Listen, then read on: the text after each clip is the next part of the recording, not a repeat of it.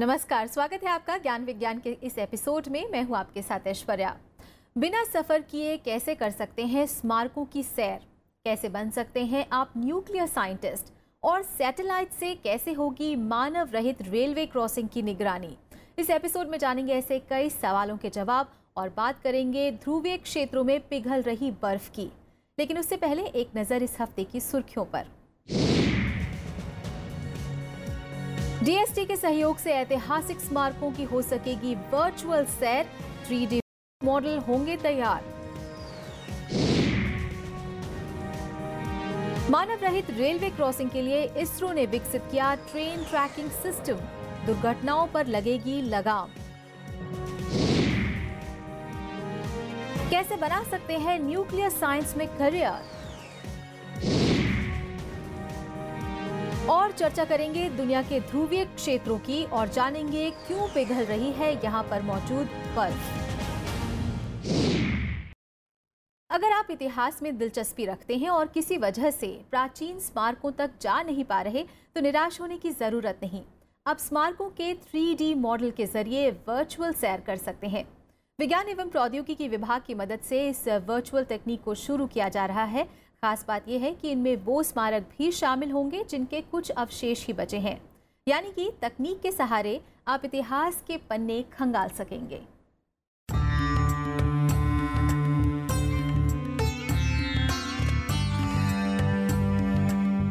हम्पी प्राचीन भारतीय इतिहास का सजीव उदाहरण, जहां बिखरे हैं विजयनगर साम्राज्य के गौरवशाली निशान, 14वीं सदी की कुशल शिल्पकारी। ऐसी नगरी जो धर्म और वास्तुकला का विशाल संग्रहालय कही जा सकती है। ये सारे अनुभव यहां आकर किए जा सकते हैं। लेकिन साइंस और तकनीक के कमाल से अब यही अनुभव आप घर बैठे या अपने आसपास के पर्यटन स्थल पर भी कर सकेंगे। जी हां, इस विश्व धरोहर का 3D प्रिंटर से मॉडल तैयार किया गया है, जिसे हाल ही में विज्ञान एवं प्रौद्योगिकी विभाग की प्रेस वार्ता के दौरान पहली बार दिखाया गया। This is one of our very ambitious and very important projects for which you have seen this. We have already done it for Hampi, and now in the next few weeks or few months from now, you will see that we are going to do it for many other places like Taj or maybe the Ghats in Varanasi, etc. विज्ञान एवं प्रौद्योगिकी विभाग के प्रोत्साहन से ये काम किया है विजारा टेक्नोलॉजीज प्राइवेट लिमिटेड ने, जिन्होंने 3D प्रिंटर और वर्चुअल मॉडल तकनीक से फिलहाल हम्पी के मशहूर मंदिर और पत्थर के रथ की प्रतिकृति तैयार की है। इस मॉडल की खासियत यह है कि इसके साथ एक ऑडियो विजुअल सिस्टम जोड़ा गया है। मॉडल के किसी भी हिस्से पर लेजर लाइट डालते ही स्क्रीन पर स्मारक के उसी भाग की अंदर तक की सटीक प्रतिकृति और जानकारी आने लगती है, जो पर्यटन सा अनुभव देती है। यहाँ हम आपको ऐसा एक्सपीरियंस देना चाहते हैं जिसमें आप बिना वहाँ गए हुए उसी जगह को पूरी तरह से एक्सपीरियंस कर लें। तो उसके लिए अगर आपको ज़रूरत पड़े तो आप 3D मॉडल्स हम उसके बनाते हैं, उनको आप 3D प्रिंट करके हम सामने आपको दिखा सकते हैं। हो सकता है कि हम आपको पूरा वर्चुअल रियलिटी का एक एक्सपीरियंस दे दें 360 डिग्री, जैसे आप खड़े हैं किसी मंदिर के अंदर ही और वहीं आप उसको चारों तरफ से देख पा रहे हैं। हम्पी मंदिरों की प्रतिकृति के लिए पहले उनके चित्रों और मैपिंग के जरिए कंप्यूटर मॉडल तैयार किए गए। इसमें वास्तु और शिल्पकला की हर बारीकी का ध्यान रखा गया। फिर 3D प्रिंटर से उनकी प्रतिकृति निकाली गई। इस तकनीक से किसी भी आकार की प्रतिकृति तैयार की जा सकती है। खास बात यह है कि जो स्मारक अब अपनी वास्तविक स्थिति में नहीं है या नष्ट हो गए हैं, उनका भी अनुभव किया जा सकेगा।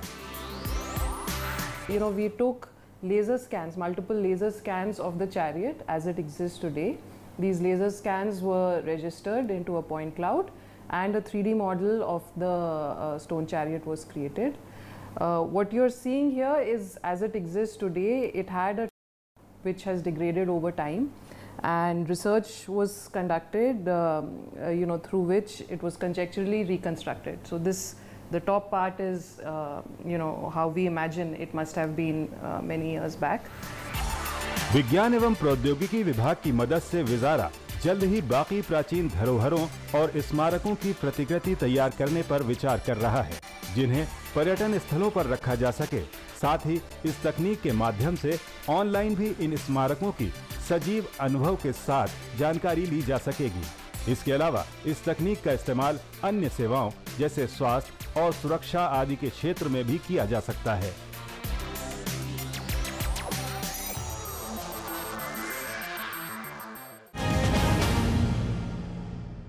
दुर्घटनाएं हमारे देश में आपदा से कम नहीं।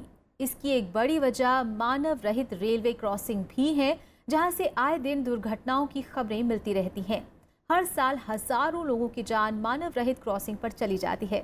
इस समस्या से निपटने के लिए इसरो ने एक satellite based train tracking system विकसित किया है, जो ट्रेन के क्रॉसिंग पर पहुंचने से पहले ही लोगों को सचेत कर देगा। कैसे, आइए जानते हैं इस रिपोर्ट में।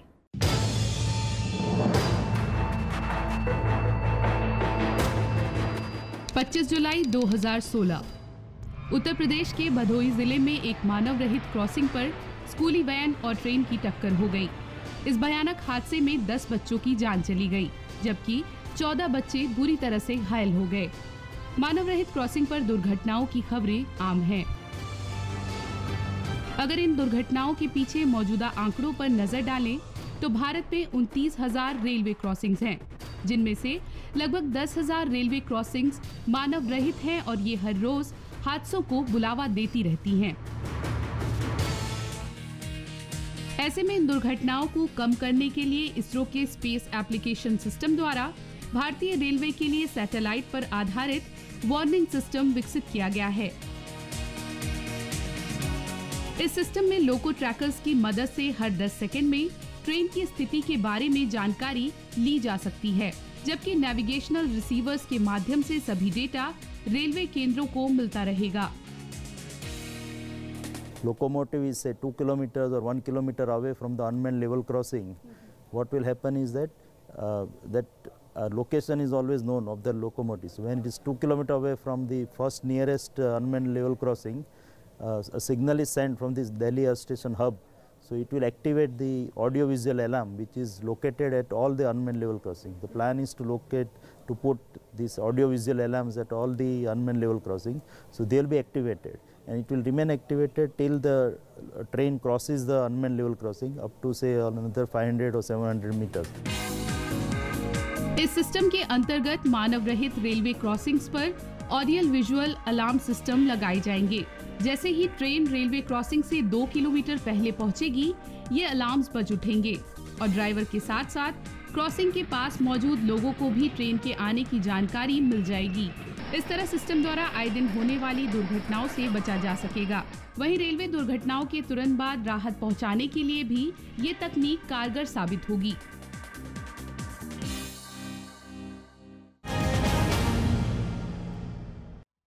नई पीढ़ी में विज्ञान को लेकर संवेदनशीलता और वैज्ञानिक स्वभाव विकसित करने के प्रयास को लेकर विज्ञान प्रसार ने इस साल भी साइंस फ्यूजन कार्यशाला का आयोजन किया। 15 से 22 मई तक चले इस कार्यक्रम में दिल्ली और आसपास के विद्यार्थियों ने हिस्सा लिया। कैसा रहा उनका अनुभव, जानने के लिए आइए देखते हैं ये रिपोर्ट। विज्ञान के मेले में मैं हो हैरान, खेल में सीखा मैंने बहुत सारा ज्ञान। कुछ इसी तरह का रोमांच उन सभी विद्यार्थियों में दिखा जो पहली बार विज्ञान प्रसार की साइंस फ्यूजन कार्यशाला में हिस्सा ले रहे थे। किताबों का बोझ, न सूत्रों का डर, खेल ही खेल में सीख लिए विज्ञान के कई महत्वपूर्ण रहस्य। विज्ञान प्रसार ने इसी उद्देश्य से साल 2015 में दिल्ली और राष्ट्रीय राजधानी क्षेत्र के 6ठी से 10वीं तक के विद्यार्थियों के लिए एक हफ्ते की विज्ञान कार्यशाला का आयोजन शुरू किया था, जो इस साल भी सफल रहा। इसका उद्देश्य था कि बच्चों में मेथड ऑफ साइंस की प्रवृत्ति डेवलप की जाए, उनके सोचने का तरीका है वो वैज्ञानिक हो और उनका जो लॉजिक करने की जो क्षमता है उसमें डेवलप की जाए और उनका जो डिसीजन है वो फैक्ट बेस पर हो। तो इन सबको ध्यान में रखते हुए इस 7 दिन का प्रोग्राम निर्धारित किया गया। तरह तरह के एक्सपर्ट्स यहाँ पर बुलाए गए जो अपने सब्जेक्ट में माहिर थे। 15 से 22 मई तक चले इस कार्यक्रम में तकरीबन 70 बच्चों ने हिस्सा लिया। रोजाना विभागीय वैज्ञानिकों के साथ साथ अलग अलग संस्थानों से बुलाए गए विशेषज्ञों ने बहुत ही रोचक तरीकों से बच्चों को विज्ञान की जानकारी दी। कहानी लेखन, गतिविधि आधारित विज्ञान के प्रयोगों ने बच्चों को विज्ञान का दोस्त बना दिया। Initially, when I was knowing that I have to come, I thought that it would be a boring workshop like other workshops. But on the first day, I got to know something new. I made a solar lamp, which was something interesting. They taught us how to make a microscope, which was very cheap and everyone can afford it. It was only of ₹65. It was very different from our classrooms which we study in our schools, as our teachers just tell us the methods, we read the books. But here we did all the things practically. We did all the things hands-on. बच्चों ने अपने हाथों से कई तरह के नमूने तैयार किए और उनके विज्ञान को समझा। साइंस फ्यूजन का प्रयास भी यही है कि बच्चे गतिविधि आधारित विज्ञान और प्रयोगों के जरिए विज्ञान को लेकर संवेदनशील बने और राष्ट्र की नई पीढ़ी में शुरू से ही वैज्ञानिक स्वभाव विकसित हो। ग्रास रूट लेवल इंस्पिरेशन बोलते हैं, ग्रास रूट लेवल पर उनको इंस्पायर करने के लिए हमने कोशिश कर रहे हैं इस प्रोग्राम द्वारा। बहुत ही जल्दी में ही इस तरह का प्रोग्राम बाकी शहर में भी, रूरल एरियाज में भी करने का हम प्रयत्न करेंगे। कार्यशाला के समापन पर विद्यार्थियों के प्रोत्साहन के लिए उन्हें कई तरह के वैज्ञानिक किट प्रदान किए गए और साथ ही जिन्होंने बेहतर कार्य किए उन बच्चों को पुरस्कार भी वितरित किए गए।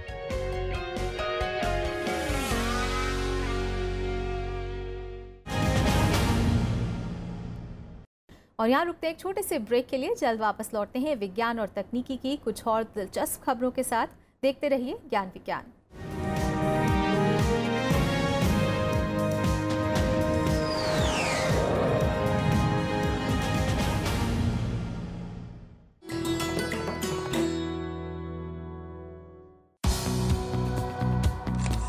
कर्क रेखा पृथ्वी के मानचित्र पर नजर आने वाली 5 मुख्य अक्षांश रेखाओं में से एक। भूमध्य रेखा के समानांतर है ये काल्पनिक लकीर, जो नहीं देती दिखाई।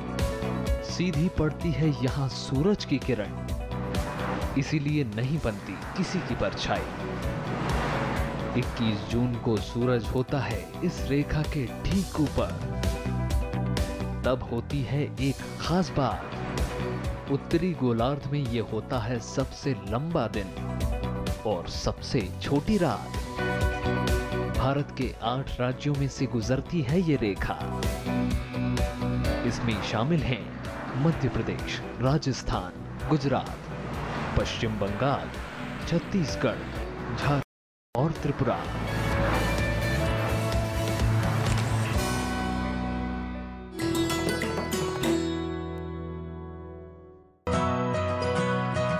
The web of poverty doctor Brahmadev Sharma की लिखी हुई किताब है।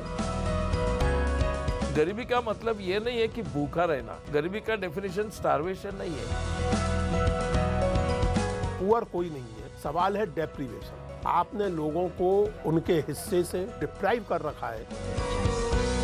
डेप्रीवेशन ये एक sociological plus cultural plus mainly economical category है। ये देख के ही अपने हमको प्रॉब्लम सॉल्व करना पड़ेगा। वी डी शर्मा ये कह रहे हैं कि गरीब वो है जिसको उसके जायज हिस्से से वंचित कर दिया गया। सामाजिक कार्यकर्ता डॉक्टर ब्रह्मदेव शर्मा की बहुचर्चित किताब द वेब ऑफ पॉवर्टी पर वरिष्ठ पत्रकार कुमार केटकर से खास बातचीत। देखिए किताब सिर्फ राज्यसभा टीवी पर।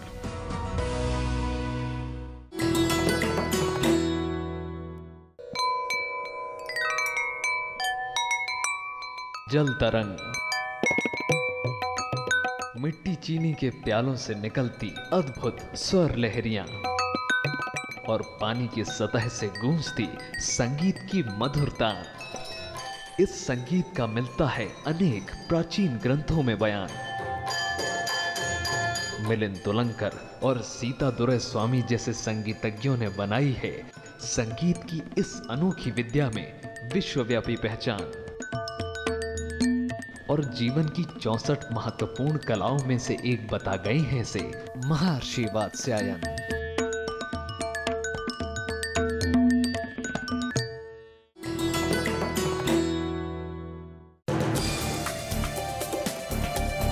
Hello and welcome. I'm Amritan Shura and you're watching Law of the Land. it's a very good step in the sense that it will speed up the process of the inquiry and the investigation. The broader picture is very positive. People are welcoming this move. Taxation Laws Amendment Act 2017 is an attempt to synchronize the proposed GST regime with the existing taxation statutes. Watch Law of the Land on Rajya Sabha television.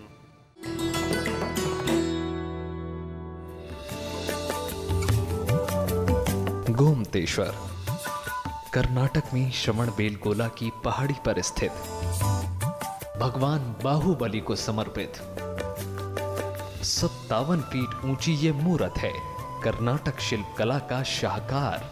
Bharat के 7 अजूबों में होता है इसका शुमार। इतनी बुलंद कि 30 kilometre दूर से भी आप कर सकते हैं इसका दीदार। हर 12 साल में होता है बाहुबली का महामस्तकाभिषेक। भक्त करते हैं दूध, केसर और सोने के सिक्कों से इनका श्रृंगार।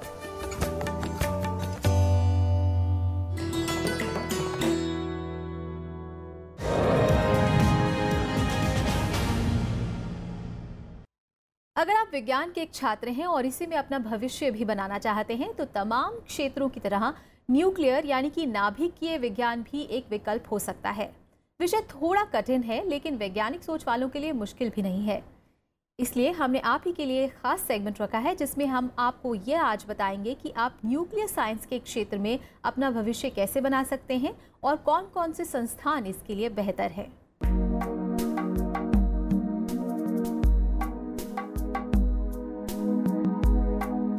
दुनिया कैसे बनी, ये सवाल अक्सर हमारे मन में आता है। दरअसल जो कुछ भी हम देख पा रहे हैं वो सब कुछ अनगिनत अणुओं परमाणुओं से ही हुआ है। ये हमें दिखाई भले ही नहीं देते, लेकिन यही मिलकर हमारे ब्रह्मांड का निर्माण करते हैं और इसी से वो ऊर्जा मिलती है जिससे सब कुछ चलता है। जब इसी को समझने की पढ़ाई की जाती है तो उसे हम न्यूक्लियर साइंस या परमाणु विज्ञान के नाम से जानते हैं। आमतौर पर हम लोग न्यूक्लियर साइंस को सिर्फ हथियारों और युद्ध से ही जोड़कर देखते हैं, जबकि सच्चाई ये है कि आज की दुनिया में न्यूक्लियर साइंस की भूमिका बहुत बड़ी है। ऊर्जा क्षेत्र के अलावा दूसरे ढेर सारे क्षेत्रों में न्यूक्लियर इंजीनियरिंग का विस्तार हुआ है। न्यूक्लियर मेडिसिन के जरिए कैंसर और दूसरी ऐसी घातक बीमारियों के इलाज और उन्हें समझने में मदद मिल सकती है। न्यूक्लियर साइंस के जरिए खेती में खाद के उपयोग, नई किस्में और दूसरी कई तरह की मदद मिल सकती है।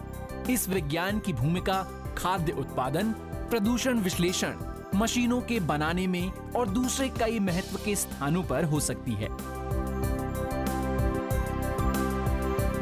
12वीं कक्षा तक भौतिक विज्ञान के साथ विज्ञान का अध्ययन करने वाले छात्र न्यूक्लियर साइंस में अपना भविष्य बना सकते हैं। स्नातक, परास्नातक और शोध कार्य करने के लिए न्यूक्लियर साइंस एक अच्छा विषय है। देश के कई ऐसे महत्वपूर्ण संस्थान हैं जो न्यूक्लियर साइंस में पढ़ाई कराते हैं। Bhabha atomic research centre Mumbai, Saha institute of nuclear physics Kolkata, Homi Bhabha national institute Mumbai, Mumbai, Madras और Kanpur IIT, school of nuclear energy Gandhinagar, SRM university Chennai, Manipal college of allied health sciences, Amity institute of nuclear science and technology, centre और न्यूक्लियर मेडिसिन पंजाब विश्वविद्यालय। ये कुछ प्रमुख संस्थान हैं। इसके अलावा भी कई जगह पर न्यूक्लियर साइंस की पढ़ाई होती है। पढ़ाई पूरी करने के बाद न्यूक्लियर इंजीनियर के तौर पर प्रयोगशालाओं, प्लांट, विश्वविद्यालय और दूसरे सरकारी संस्थानों में काम किया जा सकता है। इसके अलावा मेडिकल इंस्टीट्यूट में भी अच्छी नौकरी मिल सकती है। आने वाले समय में न्यूक्लियर साइंस में भविष्य और बेहतर होने के आसार हैं।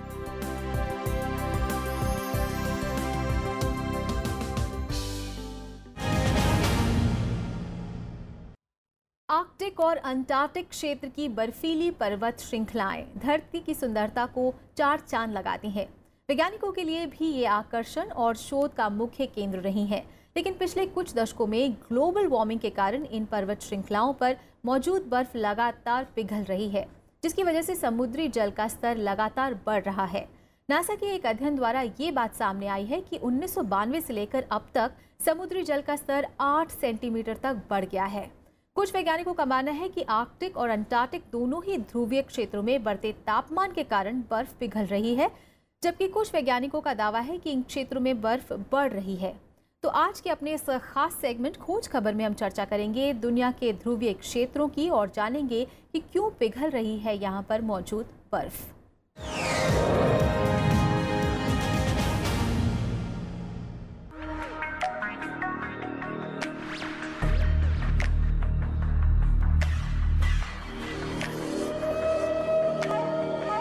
बर्फ के विशाल रेगिस्तान के रूप में धरती के दोनों ध्रुवों का आकर्षण बेमिसाल है।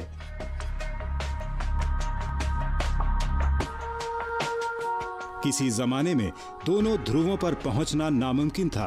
पहुंचना मुमकिन होने के बाद भी वहां की जिंदगी आसान नहीं है। फिर भी आर्कटिक के नाम मशहूर उत्तरी ध्रुव और अंटार्कटिक के नाम से पहचाना जाने वाला दक्षिणी ध्रुव, इन दोनों पर ही फिलहाल महत्वपूर्ण वैज्ञानिक शोध हो रहे हैं। इनमें बेहद ठंडे वातावरण में इंसानों के शरीर पर पड़ने वाला असर या फिर ग्लोबल वार्मिंग के चलते वातावरण पर पड़ने वाले असर शामिल हैं। हाल के सालों में दोनों ध्रुवों पर बर्फ का पिघलना चिंता का विषय बना हुआ है। जानकारों की माने तो ये ग्लोबल वार्मिंग का असर है। दोनों ध्रुवों पर नजर रखने वाले नासा के एक उपग्रह की मदद से हाल में कुछ महत्वपूर्ण जानकारियां सामने आई हैं। शोध के मुताबिक बर्फ पिघलने के कारण 1992 से अब तक समुद्र की सतह में 8 सेंटीमीटर का इजाफा हुआ है और ये ग्लोबल वार्मिंग का नतीजा है। ये उपग्रह पिछले 23 साल से लगातार तस्वीरें भेज रहा है, जिसके आधार पर वैज्ञानिक इस नतीजे पर पहुंचे हैं।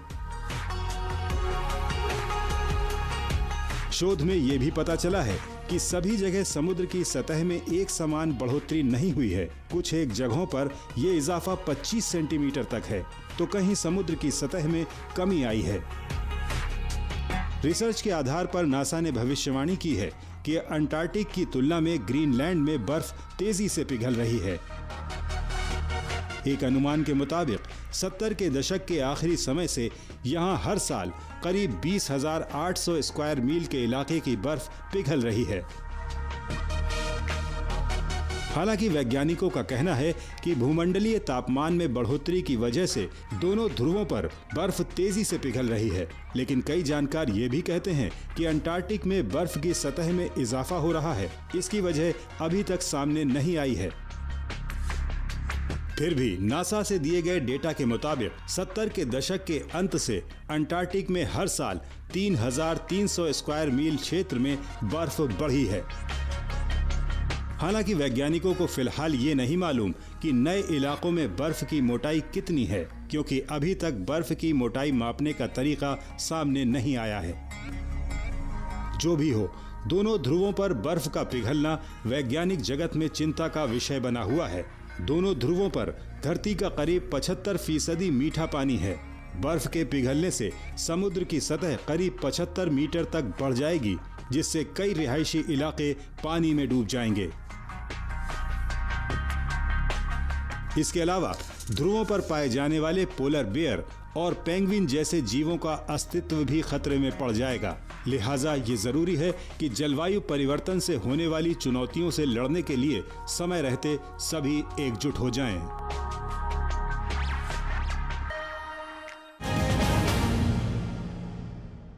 तो आज के लिए बस इतना ही। अगले हफ्ते हम फिर होंगे हाजिर ज्ञान विज्ञान की एक और कड़ी के साथ। तब तक के लिए दीजिए इजाजत। नमस्कार।